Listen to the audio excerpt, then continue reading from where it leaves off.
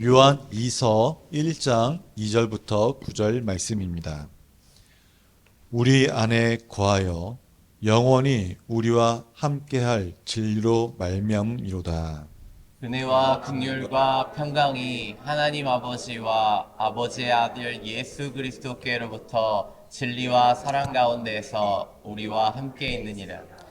너희 자녀들 중에 우리가 아버지께 받은 계명대로 진리를 행하는 자를 내가 보니 심히 기쁘도다. 부녀여, 내가 이제 내게 구하노니 서로 서로 사랑하자. 사랑하자. 이는 새 계명같이 내게 쓰는 것이 아니요 처음부터 우리가 가진 것이라. 또 사랑은 이것이니 우리가 그 계명을 따라 행하는 것이요 계명은 이것이니 너희가 처음부터 들은 바와 같이 그 가운데서 행하라 하심이라.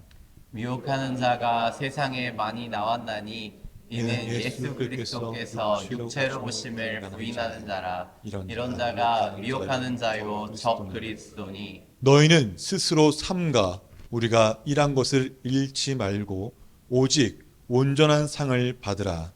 지나쳐 그리스도의 교훈 안에 거하지 아니하는 자는 다 하나님을 모시지 못하되 교훈 안에 거하는 그 사람은 아버지와 아들을 모시느니라. 인한의 말씀입니다. 아멘. 할렐루야. 우리가 6월은 이 성결의 영역에서 당신은 그리스도인이라는 제목으로 말씀을 전하고 있습니다. 지난주 백 목사님 설교 중에서 제가 가장 기억에 남았고 그 문장을 듣는 순간 그게 뭐랄까요? 뇌가 반짝하는 느낌이랄까요? 약간 그런 느낌 받는 문장이 있습니다. 그 문장이 뭐였냐면은 땀 흘리지 않는 군인은 전쟁에서 피를 흘린다라는 말씀이었습니다. 기억하시나요? 네, 그리스도인으로서 우리가 날마다 성결한 삶을 살도록 훈련하지 않으면은 영적 전쟁에서 패해서 피 흘릴 수밖에 없습니다. 그래서 우리는 날마다 예수 그리스도와 동행할 수 있도록 말씀과 기도로 나아가야 합니다. 너무 당연한 말이죠. 근데 세상은 우리가 그렇게 하지 못하도록 세상은 우리를 끊임없이 회방하며 공격합니다. 그래서 우리는 늘 항상 깨어 있어야 합니다. 그래서 우리가 깨어서 무엇을 잡고 있어야 할지, 깨어 있으면 내가 뭘 해야 할지를 전하기 위해서 오늘 말씀 제목은 진리와 사랑 가운데 함께 하라로 말씀을 선포하겠습니다. 요한이서 1장 1절 보니까 장로인 나는 택하심을 받은 이라고 말하죠. 자, 요한이 지금 사도 요한이 스스로 장로라고 말하고 있습니다. 지금의 우리 교회의 장로를 말하는 것이 아니라 나이가 들은 사람을 장로라고 표현하고 있는 것입니다. 자, 이 요한이 나이가 들었어요. 그런데 나이가 들어서 이 요한이 관리하고 있는 요한이 신경 쓰고 있는 이 가정교회에 위기가 닥쳤습니다. 그래서 요한이 그들에게 편지하는 내용입니다.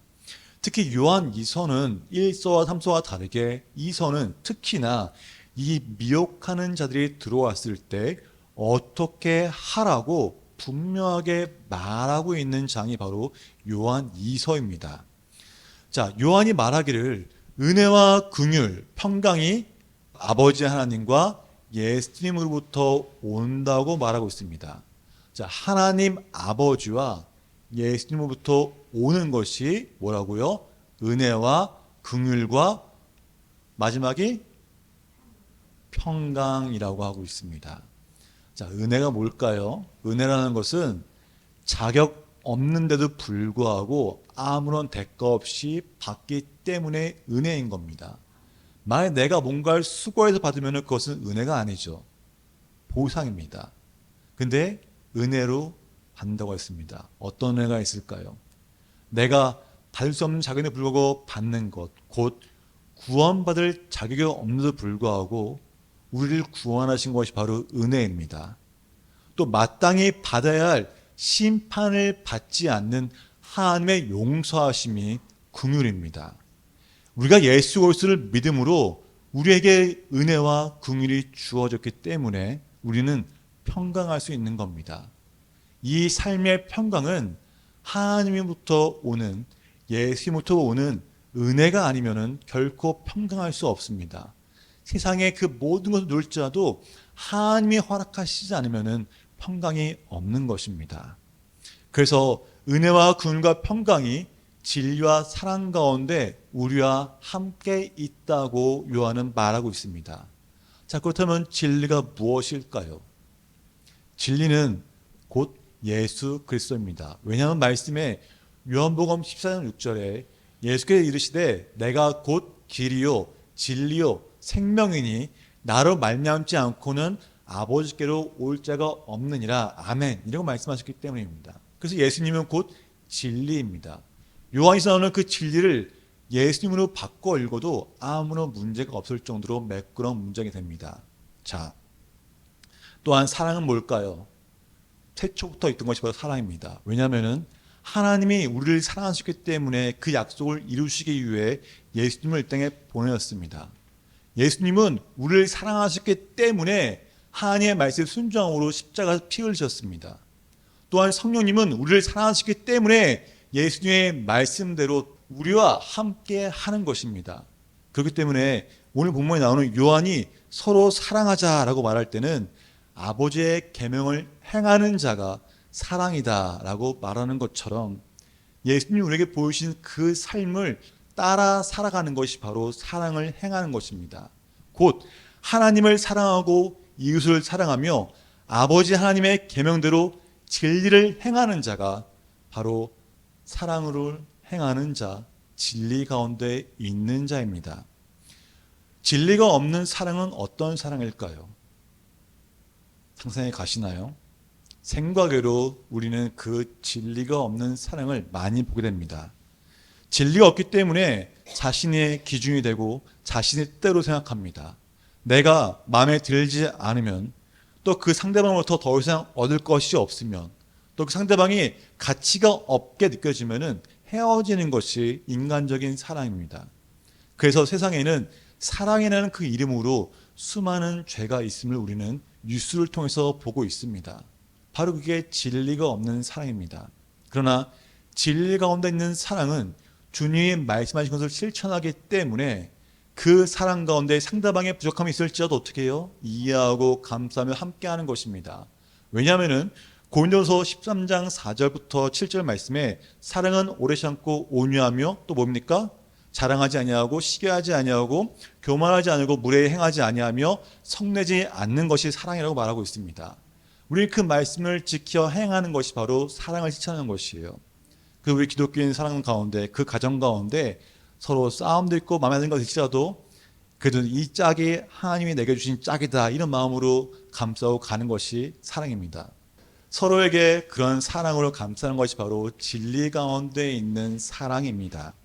근데 우리가 주의할 게 있습니다. 서로 사랑하라고 해서 그 세상 모든 사람을 다 내가 사랑하고 감싸고 상처하면서 아픔을 껴안고 있는 것일까요? 그렇지 않다는 것입니다. 11절 보니까 요한이 말하기를 하나님의 아들 예수님이 인간으로 오셨다는 것을 거부하는 자들에게는 인사를 하는 것도 뭐라고 합니까? 그 악한 일에 참여하는 것이라고 말하고 있습니다. 이렇게 말하는 것은 그 당시에 그 환경을 생각해야 돼요. 왜냐하면은 이제 그 요한에 있던 곳에 가정교회가 있습니다.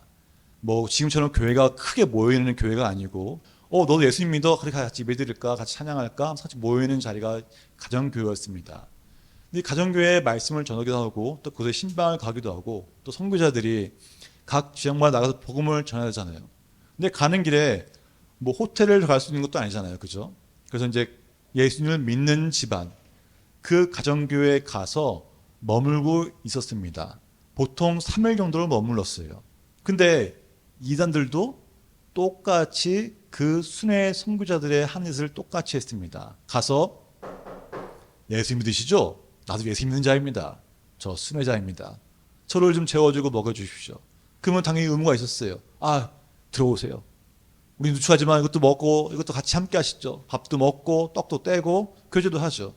근데 그들이 말하는 겁니다. 사실 말이죠. 이 예수님이 인간으로 오셨다는 것은 잘못된 것입니다.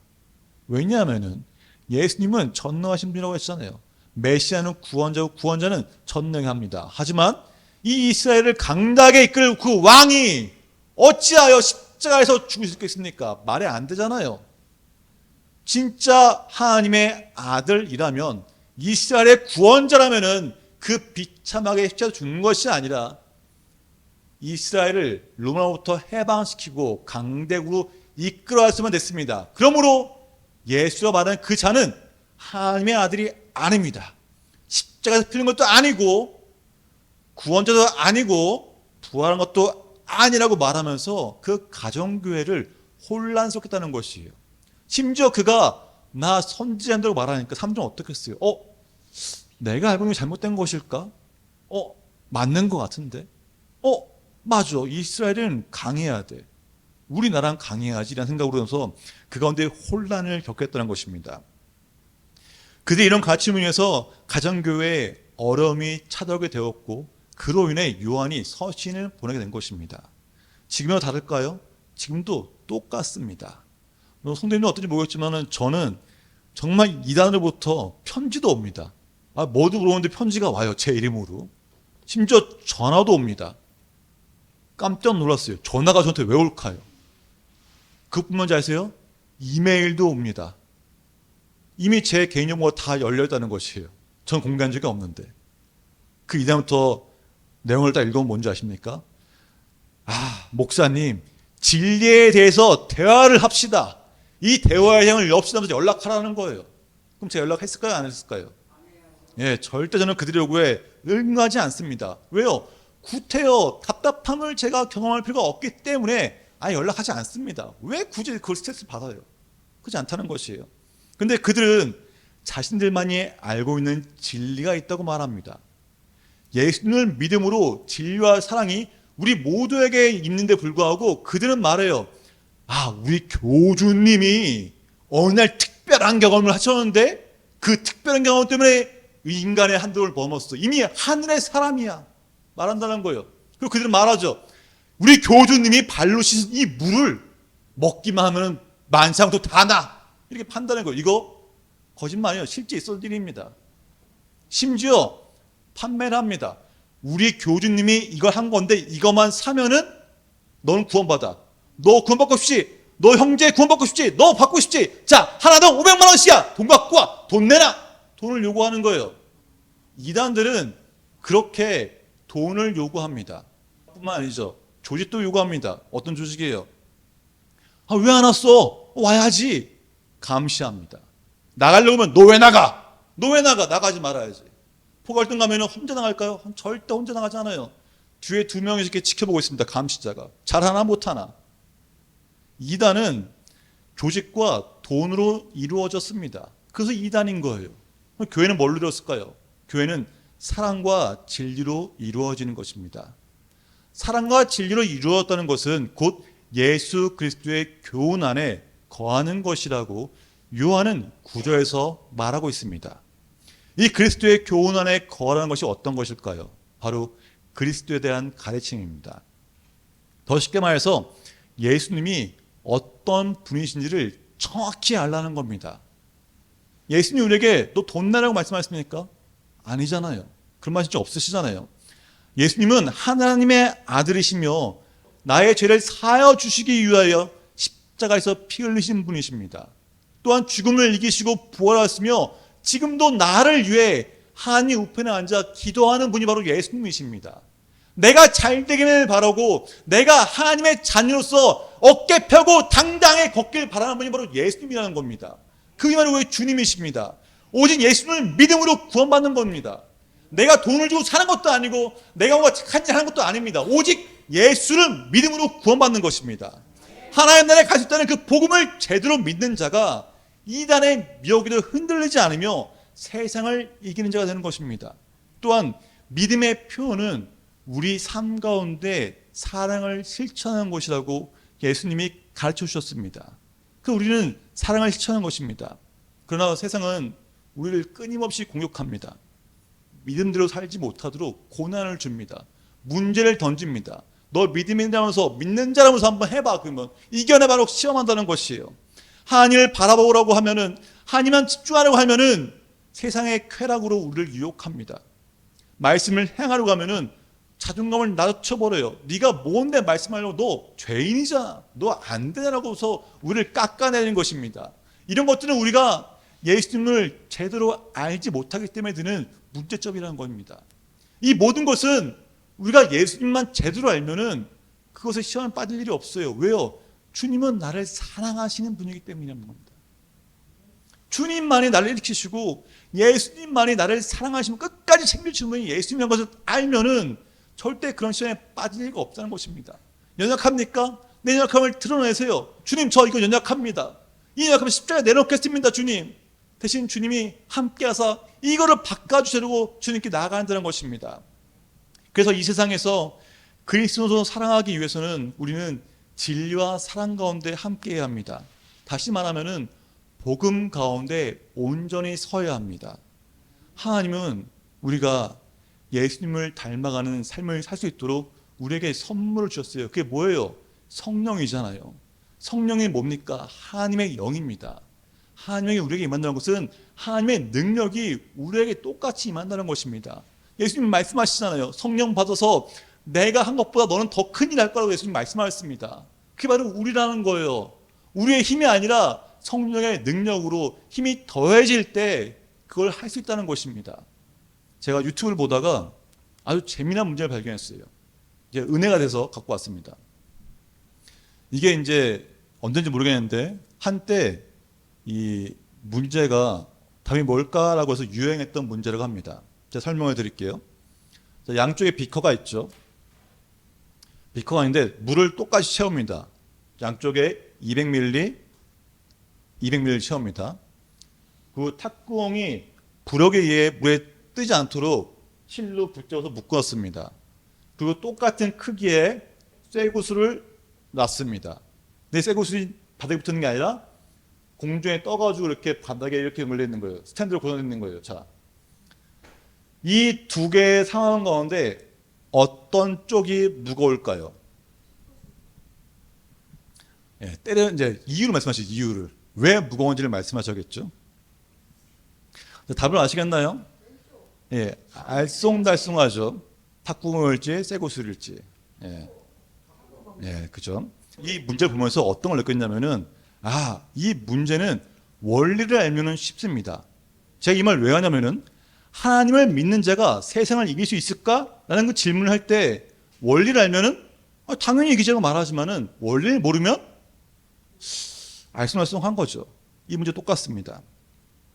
사람들 보기에 대부분 다 탁구공이 무거울 거라 생각합니다. 외부에서 누르는 순간 힘이 작용되기 때문에 그 힘으로 인해서 내려가는 거예요. 마찬가지입니다. 우리의 인생은 똑같다는 거예요. 비커가 탁구공을 잡고 아무리 뭘 무게가 있는 거 난리 쳐도 무게는 변하지 않아요. 이처럼 우리가 스스로 힘을 다하고 내가 뭔가 하고 막 해도 우리의 삶에는 변화가 없습니다. 왜요? 외부에 있는 게 아무것도 없고 내 혼자 하려니까 변화가 없는 거예요. 하지만 외부에서 힘이 가해지면 가할수록 무거워지는 것처럼 하나님이 개입하시는 힘이 커지면 커질수록 우리의 삶은 변화가 됩니다. 저는 이 문제 보면서 그걸 느꼈다는 거예요. 어떠십니까? 우리는 외부의 힘이 다가야 돼요. 그 외부의 힘은 세상의 힘이 아닙니다. 오직 하나님의 힘이 개입돼야 되는 거예요. 누르면 누를수록 더 커진 것이 우리의 삶이 되어야 하는 것입니다. 삶의 변화가 나타나기 위해서는 바로 하나님의 도우심이 필요한 거예요. 그래서 성령이 우리에게 역사심이 있어야 되고 그 성령을 통해 성령 충만을 구하는 이유가 바로 이러한 이유입니다. 하나님의 능력이 나타나는 삶은 예수님을 믿는 사람만이 받을 수 있습니다. 아무나 받는 게 아니에요. 예수님을 주님이라고 고백하는 자에게 주시는 능력입니다. 바로 그래서 은혜인 거예요. 그래서 진리와 사랑 가운데 함께하는 자에게 하나님은 은혜와 긍휼과 평강을 함께 더하신다고 말씀하시는 겁니다. 그 사랑과 진리 안에 있다. 내가 주의 복음 안에 있다. 그러면 주님이 하나님이 우리에게 은혜와 평강과 긍휼을 더하시는 겁니다. 왜요? 우리는 사랑과 진리 안에 있기 때문이라는 겁니다. 그래서 진리와 사랑 가운데 함께하는 자만이 이단의 그 미혹뿐만 아니라 우리를 경혹하는 세상의 유혹 가운데서도 이겨낼 수 있는 힘이 됩니다. 예수님을 믿는 그리스도인으로서 복음으로 세상을 이기는 자가 되어야 합니다. 하나님과 예수님이 우리에게 베푸신 그 사랑으로 승리하는 성도 되시기를 주님을 축복합니다. 오늘 말씀 가운데 정말 강조해야 될 부분은 딱 하나입니다. 정말 내가 복음을 제대로 알고 있는가? 예수님이 나를 위해 내 죄를 사하여 주시기 위해 십자가에서 죽으시고 그 피 흘리심을 통해서 내 죄가 사함받았고 예수님이 정확히 3일 만에 부활하시고 나를 위해 눈물을 흘리며 기도하신 분이 예수님이라는 것을, 나를 끝까지 사랑하시며 세상 누가 속닥지 않아도 나를 최후까지 사랑할 분 바로 주님밖에 안 계시다는 것을 내 입술로 인정하고 고백할 때 주님은 내가 너를 이쁘게 보고 있다, 내가 너를 기억한다고 말씀하십니다. 뿐만 아니라 공을 누르는 것처럼 하나님의 능력이 우리 삶 가운데 개입됩니다. 하나님이 개입하실 때 우리의 삶이 변화되어지고 우리의 삶이 능력의 삶으로 바뀌는 것입니다. 또 우리는 날마다 간구해야 되는 거예요. 하나님의 역사심이, 하나님의 힘이 내 삶 가운데 개입해 주세요. 나를 인도해 주세요. 내가 세상에 유혹에 떨지 않도록 성령 충만 항상 간구하며 말씀과 기도로 나아가겠습니다. 그 나아가는 가운데 하나님의 음성을 듣게 하시고 하나님의 뜻을 알게 해달라고 간구해야 합니다. 그래야 우리가 사랑과 진리 가운데 거하며 승리하는 원원이 됩니다. 제가 기도할 때만 느낀 게 있어요. 항상 하나님 말씀하시는데 우리에게 일어나라, 일어나라 말씀하십니다. 왜 세상과 투잡고 있습니까? 왜 짓눌려 있습니까? 몸으로 일어납시다. 믿음으로 일어납시다. 이런 적에 승리가 있습니다. 찬양하겠습니다.